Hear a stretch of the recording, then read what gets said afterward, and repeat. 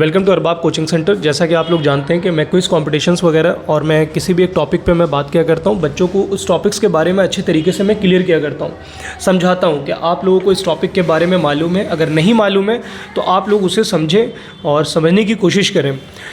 किसी चीज़ को रटने से फ़ायदा नहीं है, रटने से ज़्यादा बेहतर है उस चीज़ को समझने की कोशिश करें। तो इसी तरह के एक टॉपिक से आज मैं फिर इन लोगों बच्चों के साथ मिला हूँ। टॉपिक है ग्रेविटी। मोहम्मद साहब, ग्रेविटी मालूम है आपको? ग्रेविटी क्या होता है? ग्रेविटी जो फोर्स हमें जो लैंड में जो फोर्स क्या ज़मीन पे अटैच रखने की जो हमें फोर्स लगता है उसे ग्रेविटी कहते हैं। ग्रेविटी कहते हैं, ठीक है, थोड़ा बहुत आपका सही है। देखिए ग्रेविटी क्या होता है? ग्रेविटी एक तरह की नेचुरल फोर्स है, ठीक है। ग्रेविटी जो है ये एक तरह का नेचुरल फोर्स है जो सभी ऑब्जेक्ट्स को जो है एक दूसरे अपनी तरफ, मतलब अपने केंद्र की तरफ जो है ये खींचता है, ठीक है। ग्रेविटी एक तरह का नेचुरल फोर्स है। हर ऑब्जेक्ट को जो है ये अपने आसपास की ग्रेविटेशनल फोर्स की तरफ अट्रैक्ट करता है, खींचता है, ठीक है, ना ही कि रिपेल करता है। रिपेल मतलब दूर फेंकना, अट्रैक्ट करता है, उस चीज़ को अपनी तरफ खींचता है। इसी तरह की एक ग्रेविटेशनल, यार पेन कहाँ चला गया मेरा? पेन देना।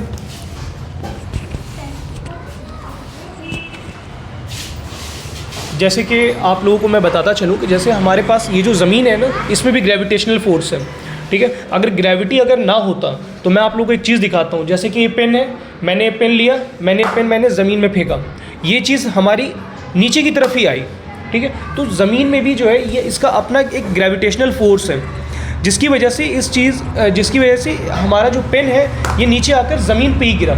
ऐसा क्यों नहीं हुआ कि मैंने पेन फेंका, ये हवा में ही चला गया, या फिर पेन हमारा ऊपर चला गया, या फिर साइड लेफ्ट राइट गया? नहीं ना। तो इसे हम बोलते हैं ग्रेविटेशनल फोर्स। और हर चीज़ की अपनी एक ग्रेविटी होती है, ठीक है, हर चीज़ की अपनी ग्रेविटी होती है। और ग्रेविटी का होना बहुत ज़रूरी है, इसलिए कि देखो जो जितने भी प्लैनेट्स हैं हमारे पास, टोटल हमारे पास जो 8 प्लैनेट्स हैं, वो ग्रेविटी की वजह से वो अपने आसपास पूरे ऑर्बिट्स पे घूमते हैं। अगर ग्रेविटी अगर ना होता, सन के अराउंड चारों तरफ चक्कर लगाते हैं एक ऑर्बिट पे, और एक उनका ऑर्बिटल सिस्टम बना हुआ है। तो अगर ग्रेविटी ना होता तो क्या होता? मार्स जाकर अर्थ से मिलता, हेलो भाई मैं आ गया। अर्थ जाकर वेनस से मिलता, वेनस जाकर यूरेनस से मिलता। तो इस तरह से ये लोग सारे मिलते रहते हैं आपस में। तो होता क्या है कि ये मतलब कि इनका काफ़ी तरह का हमें मतलब कि अगर ये लोग आपस में जाकर मिलते रहते तो हमें काफ़ी तरह की मतलब कि काफ़ी तरह की चीज़ें हमें देखने को मिलती। तो इसीलिए ग्रेविटेशनल फोर्स जो है ये काफ़ी ज़्यादा ज़रूरी है।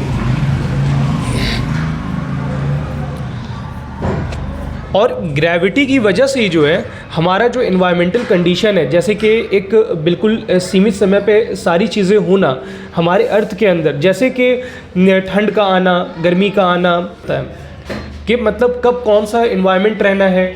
अगर ग्रेविटी अगर नहीं होता तो फिर ये चीज़ें थोड़ी मुश्किल थी। तो आइए, मैंने आज इन लोगों को थोड़ा बहुत ग्रेविटी के बारे में समझाने की कोशिश की है विद एग्जांपल। और नेक्स्ट टॉपिक मैं इन लोगों को फिर इंशाल्लाह कोई एक दूसरी टॉपिक समझाऊंगा। और अगर आप लोग अगर कोई टॉपिक सजेस्ट करना चाहते हैं तो आप लोग मुझे बता सकते हैं। इसी तरह के वीडियोज़ देखने के लिए मेरे चैनल को लाइक करें, सब्सक्राइब करें। Thanks for watching my video.